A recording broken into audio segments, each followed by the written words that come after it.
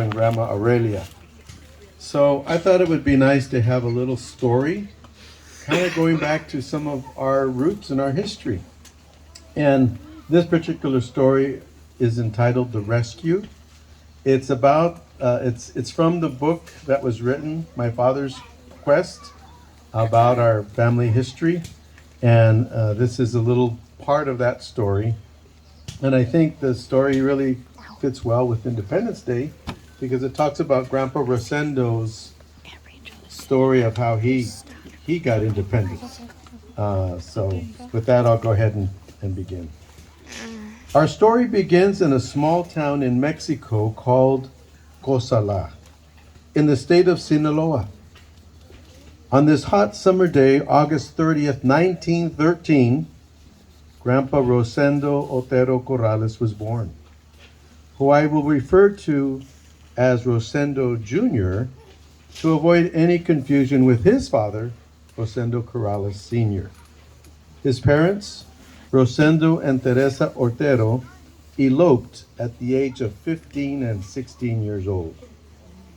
Preceding Rosie, as he was later to be affectionately called by his loving wife, was his 5-year-old brother Daniel, his sisters Jesuita and Maridel Carmen, 4 and 3 years of age. When Rosendo was 3 years old, his parents passed away due to a couple of tragic events. Aww. Mom dropped her special comb in a well, which had been a treasured gift of hers from her husband. Rosendo died trying to recover that comb in the well. And Teresa, his wife, tried to get him out of the well and got sick and died with pneumonia days later. Because the couple eloped, their parents chose to disown them, and the 4 kids were taken to a local orphanage in Mazatlan, a city about 30 miles from Cosala. The kids were eventually split up. Several years later, a couple by the name of Mendoza decided to provide a place for Rosendo Jr. to live on their small farm.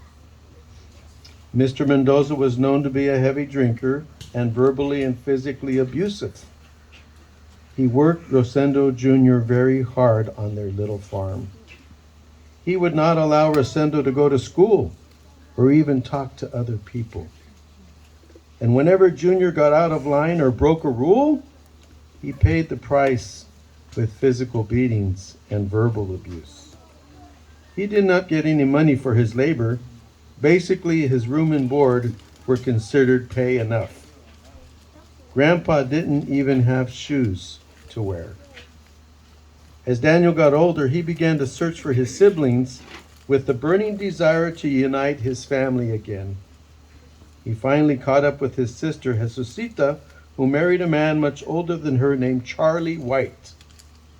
He traveled on foot from Mexico to Bear, Nebraska, where they were finally united. Not far from there, he connected with his other sister, Maridel Carmen, who married a Pablo Gal. Now he was ready to begin his journey on foot to search for his younger brother, Rosendo Jr. His brother-in-law Pablo offered to join him. Daniel was about 19 years old in 1927 when he began his quest. They would walk, hitchhike, and travel as unofficial, non-paying commuters on the existing railway system at that time. Thank you. Their journey as the crow flies would encompass about 1,600 miles. They were forced to stop along the way to work and earn money for their basic needs. After a couple of months of much hardship and dangerous situations, they finally made it to Mazatlan, Mexico. They had no specific address. They only knew that he was working for a man named Mendoza on a small farm. Bear in mind that Daniel hadn't seen his younger brother since he was about 4, and now he would be about 14 years old. Many questions were on his mind. Where exactly was Rosendo? Was he still working with this family? Is he continuing to suffer at the hands of this cruel man? How would he recognize his brother? Would Mendoza even let him go? What will they do if Mendoza refuses to let Rosendo go?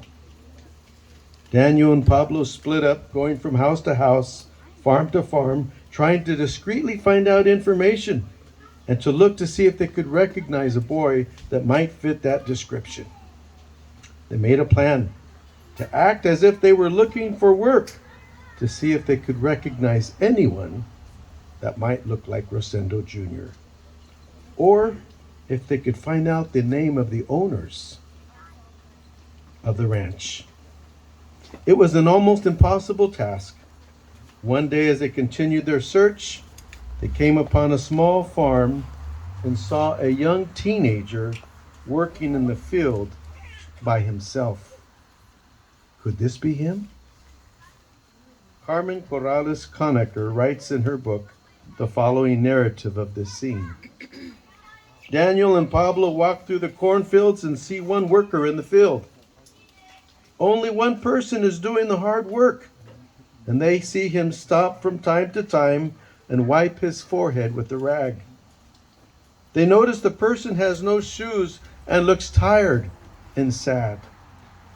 Something tells Daniel to leave his hiding place, and once he is closer in the field, he calls out the name, Rosendo. The young man stops and he is of what he's doing, not knowing from where the voice came. And he spots a man, then another man coming out of the cornfield. Daniel yells again, Rosendo! Rosendito! Are you Rosendito? Rosendo yells back, Yes, I'm Rosendo. Who are you? He replies, Rosendito, I'm your brother Daniel.